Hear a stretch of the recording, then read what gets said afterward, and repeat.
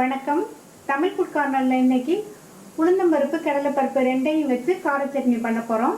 10 நிமிஷத்தில் செஞ்சிடலாம். இட்லி தோசைக்கு தொட்டு சாப்பிட்றதுக்கு ரொம்ப ரொம்ப நல்லாயிருக்கும்.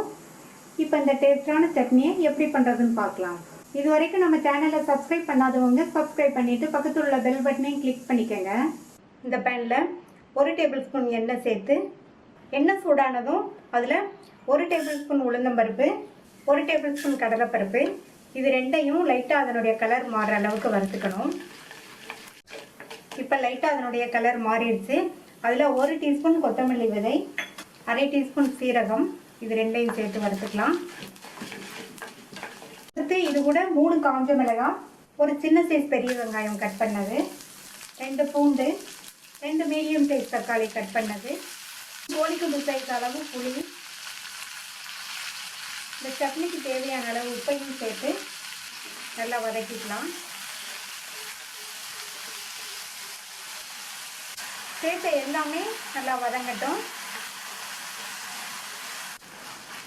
எல்லாம் நல்லா வதங்கிடுச்சு. இதில் 1/2 கப் போல் தண்ணி சேர்த்து நல்லா ஒரு தடவை கொதிக்க விட்டுறலாம். தண்ணி சேர்த்து 1 நிமிஷம் போல் கொதிச்சிருச்சு. இப்போ ஸ்டவ் ஆஃப் பண்ணிவிட்டு இதை இறக்கி ஆற வச்சு தண்ணியோடைய மிக்ஸி ஜாரில் சேர்த்துடலாம். தண்ணியோடைய மிக்ஸி ஜாரில் சேர்த்தாச்சு.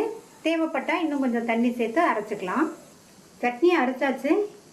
இந்த பவுலுக்கு ட்ரான்ஸ்ஃபர் பண்ணிவிட்டு தாளிப்பு போட்டுடலாம். தாளிப்பு போடுறதுக்கு 1/2 டேபிள் ஸ்பூன் எண்ணெய் சேர்த்து, எண்ணெய் சூடாயிடுச்சு. அதில் 1/2 டீஸ்பூன் கடுகு, 1/2 டீஸ்பூன் உளுந்து, கடுகு உளுந்து பொரிஞ்சிடுச்சு. கருவேப்பிலை சேர்த்துடலாம். தாளிப்பை இந்த சட்னியில் சேர்த்துடலாம்.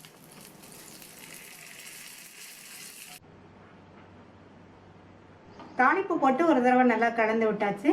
சுவையான உளுந்தம்பருப்பு கடலைப்பருப்பு கார சட்னி ரெடி ஆயிடுச்சு. இந்த சுவையான சட்னியை ட்ரை பண்ணி பார்த்துட்டு உங்கள் கமெண்ட்ஸ் சொல்லுங்கள். தேங்க்யூ.